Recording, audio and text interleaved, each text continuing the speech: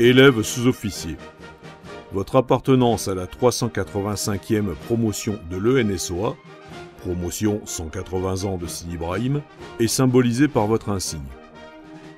Cet insigne évoque le parcours et les valeurs véhiculées par ceux dont l'histoire se souviendra sous l'appellation « les Braves ». Sa forme est typique de l'insigne de votre école, l'École nationale des sous-officiers d'active. Le fond est aux couleurs bleues et jonquilles des chasseurs d'Orléans. Le corps de chasse et son numéro 8 symbolisent le 8e bataillon de chasseurs à pied, héros de ces combats. Au centre, la silhouette du clairon Roland sonne la charge devant le marabout. En bas de cet insigne, la hongroise ornée d'un 2 rappelle le sacrifice des 67 cavaliers du 2e escadron du 2e régiment de hussards.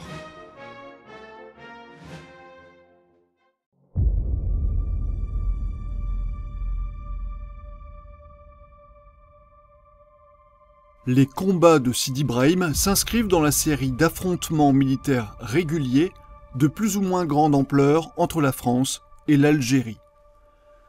La bataille de Sidi Ibrahim s'est déroulée du 23 au 26 septembre 1845 entre les troupes françaises et celles d'Abdelkader. Elle dure 3 jours et 3 nuits et se solde par une victoire d'Abdelkader.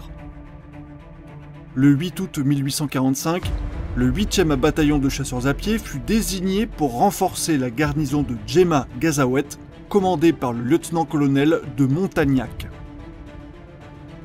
Le 21 septembre 1845, l'armée française est en Algérie. Depuis le début du mois, l'émir Abdelkader du Maroc, où il s'était réfugié, avait entrepris de soulever les tribus algériennes dont beaucoup s'étaient déjà ralliés. Le colonel de Montagnac, commandant les troupes de Djema Gazawet, envisage de l'affronter à la tête d'une colonne de 67 cavaliers du 2e régiment de hussards, commandé par le chef d'escadron Courby de Cognor et le capitaine Gentil de Saint-Alphonse, commandant le 2e escadron, et de 354 chasseurs du 8e bataillon de chasseurs d'Orléans, aux ordres du chef de bataillon Froment Coste. Le 23 septembre, il décide de se diriger vers le sud avec les hussards et les 3e, 6e et 7e compagnies afin de combattre les cavaliers arabes, aperçus la veille sur le massif du Kerkour. Rapidement assailli par plusieurs milliers de cavaliers, il fait face avec l'escadron qui charge l'ennemi mais succombe sous leur nombre. Les 3 compagnies de chasseurs forment le carré, puis essaient de se dégager par charges successives de compagnies pour être finalement anéantis après 3 heures de combat. Le colonel de Montagnac est tué. Le chef de bataillon Froment Coste, alerté par le hussard Testard, se lance à la rescousse avec la 2e compagnie. À mi-chemin, il est à son tour submergé par les cavaliers arabes qui font prisonnier le capitaine Dutertre, adjudant-major du 8e d'Orléans. Le capitaine de Géraud, ayant assisté impuissant à la lutte après un essai vain pour se porter au secours de la compagnie, décide de gagner la Kouba du marabout Sidi Ibrahim, El Bedaï. Construction flanquée de quelques figuiers et entourée d'un mur de pierres sèches. Rameutant ce qui reste de sa compagnie et les 3 escouades de la 3e compagnie avec le caporal Laveissière, dans une chaleur accablante, sous les yeux d'Abdelkader, sûr d'anéantir ses intrépides, il s'installe à la Kouba.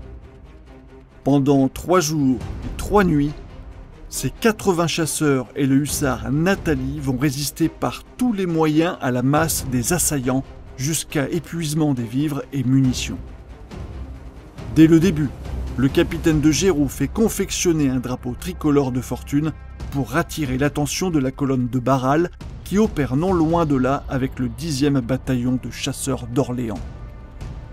Mais celui-ci ne voit pas l'emblème mis en place par le caporal Laveissière et le chasseur Straponi. Les Arabes somment les chasseurs de se rendre. C'est Laveissière qui répond « Merde pour Abdelkader, les chasseurs d'Orléans se font tuer mais ne se rendent jamais ». Puis le capitaine Dutertre est amené, chargé d'exhorter les chasseurs à se rendre. Au lieu de cela, il leur dit de se faire tuer jusqu'au dernier. Il est alors décapité. D'autres prisonniers sont amenés avec la même mission. Le caporal à la vaissière leur crie de se coucher et déclenche une fusillade qui mitraille l'escorte de l'émir et blessant à l'oreille gauche Abdelkader lui-même.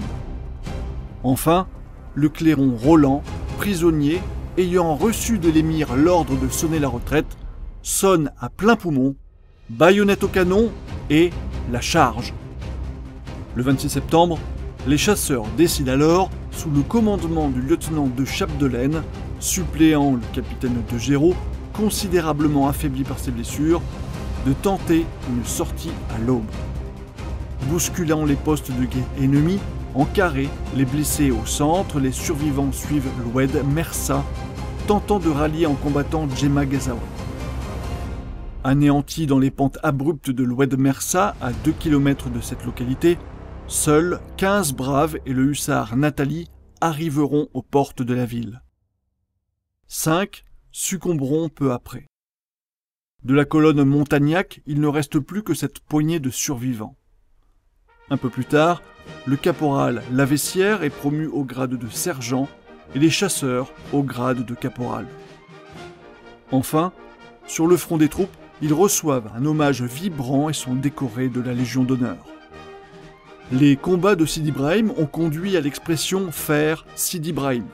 Cela signifie remplir la mission en allant, s'il le faut, jusqu'au sacrifice suprême.